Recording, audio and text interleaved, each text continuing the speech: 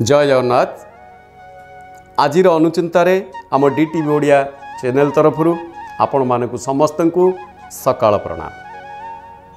दर्शक बंधु सकाळ प्रणाम आमे कले आपण माने सकाळू सज्जा त्याग करिसंती तो नहीं, शीघ्र उठी जातु।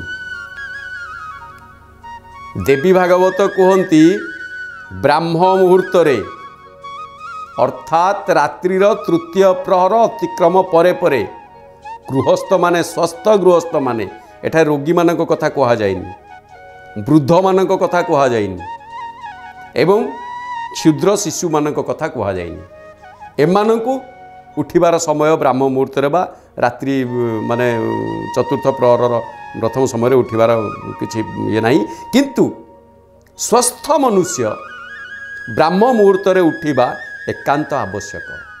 जदि स्वस्थ मनुष्य ब्राह्म मुहूर्त रे शଯ୍ୟା त्याग करे तार जीवन काल स्वस्थ रे ही अतिक्रम करिथाए।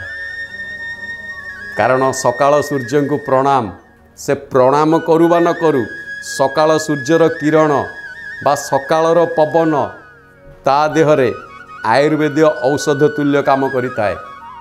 रोग वैराग ताठारु दूरे रही थाए, निरोग रही थाए। परीक्षा करी देखंतु ना, निश्चय मंगल हेबो। जय जगन्नाथ। डीटीवी ओडिया देखिवा पई सब्सक्राइब करंतु एवं बेल आइकन को मध्य दबाई दियंतु।